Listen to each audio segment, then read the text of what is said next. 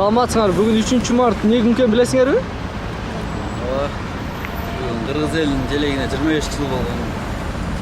1992 жылга алынган 3-мартта. Эмне күн? Бүгүн күнбү? Чыстан айтасыз, билбейт экен бүгүн экинчи айтканда.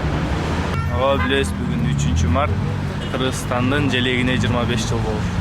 Билесиз да. Кайсы күн? Кыргыз Республикасынын мамлекеттик желеги кабыл алынган күн бүгүн.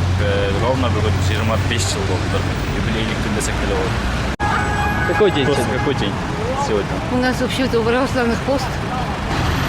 3 март Кыргызстандын герби кабыл алынган. Герб кабыл алган күн, Жок, желек.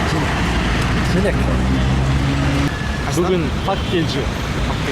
Бүгүн 3-март Кыргызстан үчүн эмне күн экенин билесизби? 3-март. Эске түшпөйт.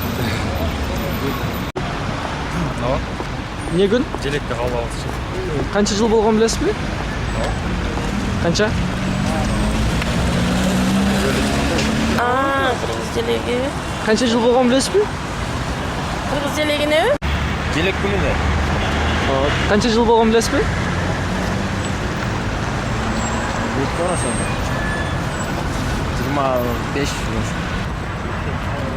Сегодня пятница, Джума.